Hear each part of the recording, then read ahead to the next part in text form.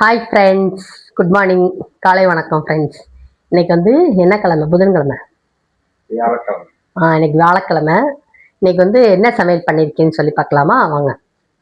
இன்னைக்கு வந்து ரொம்ப சிம்பிளான சமையல் தான். இங்கே பாருங்க, காலைல வந்து வாழைக்காய் வறுத்து பிள்ளைங்களுக்காக கொடுத்து விட்டேன். அதில் இருக்க மிச்சம்தான் இது. அதுக்கப்புறமா தயிர் இருக்குது பாருங்க, நல்லா கெட்டி தயிர் சூப்பராக இருக்கா. இங்கே ஆரஞ்சு பழம் இருந்துச்சு, அதை உரிச்சு வச்சிருக்கேன்.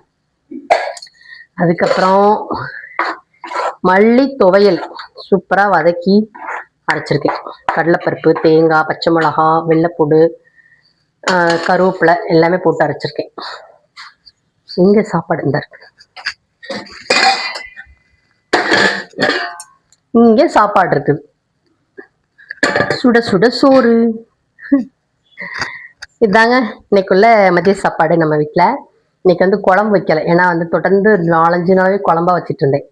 அதெல்லாம் இன்னைக்கு குழம்பு வைக்காம தயிர் சாப்பாடு, மல்லி துவையல், இதுதான் மதிய சாப்பாடு. காலைல பிள்ளைங்களுக்கும் தயிர் சாதமும் வாழைக்காய் வறுத்து இந்த துவையிலும் வச்சு கொடுத்து விட்டேன். அவ்வளோதான் இன்னைக்கு இருக்க சாப்பாடு.